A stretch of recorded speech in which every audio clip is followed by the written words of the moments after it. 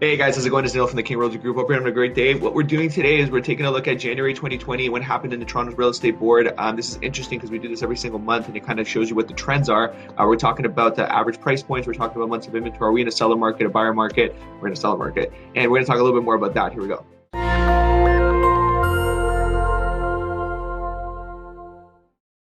All right, guys, thanks again for joining us. We're going to run through these numbers real quick so you understand what's going on in the Toronto real estate board or the GTA market as a whole. Let's get right into it. Let's take a look at our numbers, guys. So we do have our average price point in the GTA at $839,363, and that's up 12.3% over last year. So this is obviously a year-over-year thing versus January 2019. And you see that these numbers pop up on the screen here so you can follow along with me. Detached homes are at 1,038,247. That is up 10.5%. A 10.5% increase in detached homes was unheard of in 2019. The majority of the year was not happening at all. So we're obviously having a very strong sales-driven, also price increase driven market in 2020, and this is what we're seeing at the end of last year, and it's interesting now that we're actually seeing it come to life in the new year. These semi-detached homes, guys, are at 795,326. That's up 6.5%. We have townhouses at 693,845, up 8%, and we have condo apartments at 630,047, and that's up 15.1%. Very strong increases in price, and this is exactly what we're seeing in the marketplace right now. There's a low inventory, high demand, and this is pushing prices up because of that. The market that we're in. These numbers are really showing us exactly what's happening out on the field, and it's exactly what I'm seeing with my buyers, with my sellers, etc. I would, be giving CMAs, which is a comparative market analysis last year for a property, and this year, all of a sudden, it's jumped quite a bit. And so for that reason, it's same thing with buyers. We're looking at certain price points. All of a sudden, every single week, it seems like things are moving up a little bit more. That type of environment where there's low inventory and high demand, that's always going to push prices up. If something else happens in terms of, maybe having more units available for sale, obviously the news is going to report the fact that it's been strong sales for sellers, and that actually could cause more sellers to actually put their properties on the market and benefit from this change. So we'll see what happens, but it seems to be very strong at the moment. And it's interesting to see because you saw the numbers there, 630K for a condo apartment and only 693 for a townhouse. That is really getting closer and closer. But as you can see, for an entry-level buyer, the bottom is rising, and so some people are getting priced out, unfortunately. So we'll talk a little bit more about that later. Let's take a look at our average sales price. So in the GTA, we had sales at 4,581. So these are the sales from January 2020. And compared to last year, 2019, that was actually 15.4% increase. And we're going to talk a little bit how that number is actually a little bit special and over the last 10-year average. Let's take a look at months of inventory, guys. This kind of gives us an idea if we're in a seller market, buyer market. We take a look at two things: months of inventory and all this, and also our sales to active listing ratio. If we're in the buyer market, if we're at 35% or under, when it comes to our ratio, we're balanced if we're 35 to 50%. And if we're over 50%, technically we're in a seller's market, guys. Let's take a look at these numbers. So in Toronto, we're at 1.454 months of inventory. What does that mean? If nothing changes in our marketplace, basically all properties are sold within a month and a half, okay, which is crazy. So we're at 65% sales to active listing ratio. And I just said earlier that if we're above 50, we're in a seller's market. And guess what? In the city of Toronto, we're there.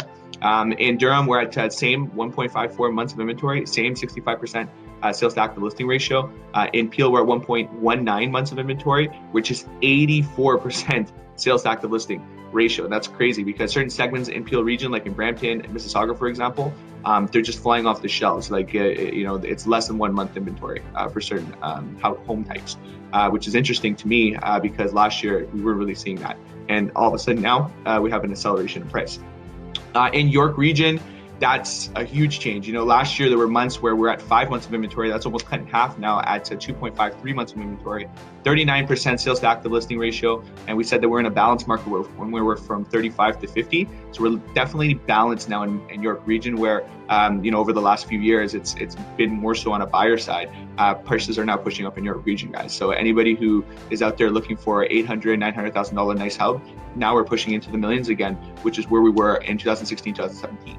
Okay, so that might actually be some great news for sellers who bought in that time frame, because they may have bought a property which at the moment is actually under what they bought the property above the current market value.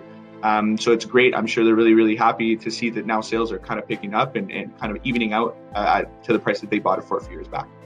So that's what we have to say here when it comes to our numbers, guys. But let's also take a look a little bit about what happened in the last month, because there's been a lot of things. So it's status quo, guys, when it comes to the market. We left off 2019 pretty strong, and we started 2020 very strong as well. Sales have once again got double-digit growth at 15%, and that's actually the third highest January sales increase number year over year in the last 10 years. The third highest sales.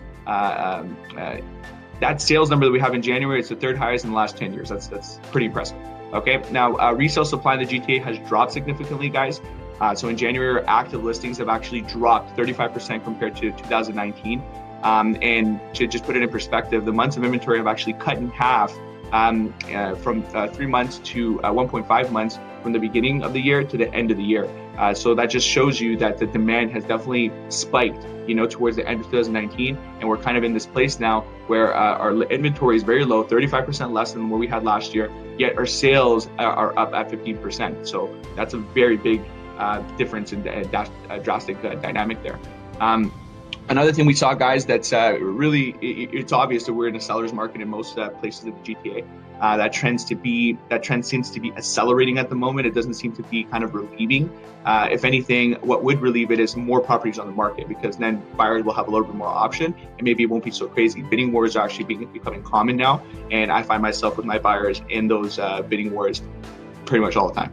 Okay, it's very rare not to be in a bidding war right now, unfortunately. So other things we can talk about, average price point is 12.3 year over year. So this is actually the fastest rate of increase since May 2017. And just to let you know, this is the second straight month, guys, that we've had above our 10-year average price increase of 7.6. So we take it for what it is. Let's see if that happens again in the new year in February. Again, guys, detached homes have led sales increases this time. We're at 23%. That's nearly double of what semi, rows, and towns are going for at 14%. So sales, detached homes are taking a lot bigger piece of the pie now, where in the past, detached home sales were actually very low. And if you remember, condo sales were actually really big. So we had a lot more condo sales, very little low-rise sales. Now all of a sudden, detached homes are the biggest piece of the pie. Most people are buying detached homes right now, which is 23% versus other housing types. Entry-level price point, guys, in the city is rising. I was saying this earlier. Right now in the GTA, it's $630,000 is the average price point for a condo, which is crazy. And if we're looking at just city Toronto proper, we're almost at $700,000. So that ceiling, that bottom of entry-level price point is rising, and that's going to affect obviously a lot of first-time home buyers, a lot of people trying to get into the market. We're getting to that place again where your savings is probably, like, the price increase is probably outpacing your savings. So every $20,000 that you save, that property went up more than $20,000. So you're kind of in a place where you should, if you need to get a property or you're looking to buy a property, you probably should just get in. Because it's looking like it, at least for the moment, that price increases are kind of outpacing most people's ability to save. Okay, so that's very interesting.